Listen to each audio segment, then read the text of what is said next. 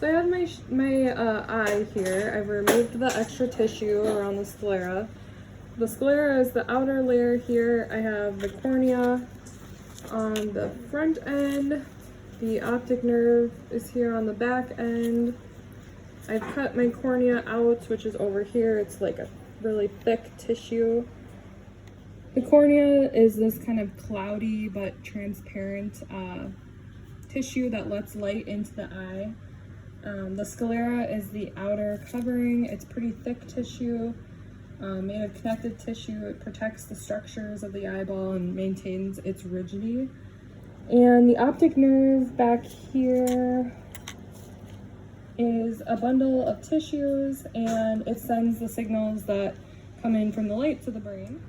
When I made my cut through the middle of the eye, a lot of this vitreous humor fluid fell out. This is just fluid that fills the vitreous body inside the eye. It keeps the shape of the eye itself. The vitreous body is this kind of cavity inside the eye. This is hard to do with my hand. So it's this cavity inside the eye between the retina and the back of the lens.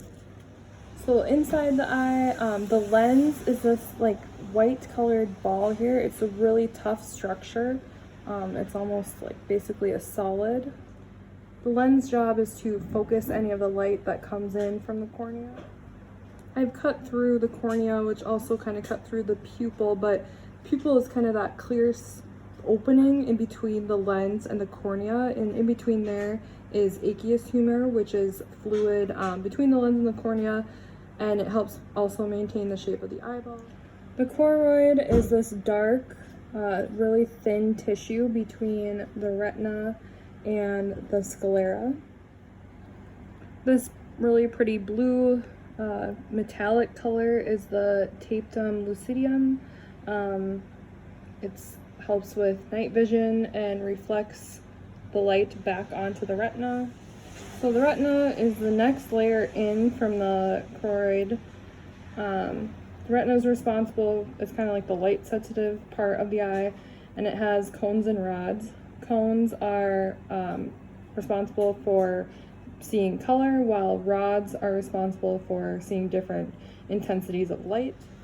The back portion of the retina has something called the blind spot, where all the receptor cells come together and form the optic nerve. Inside this cavity is the hyaloid fossa, which supports the lens, and it's kind of the middle of the vitreous body. In between the lens and the cornea, we have the iris, which is the opening that regulates the size of the pupil.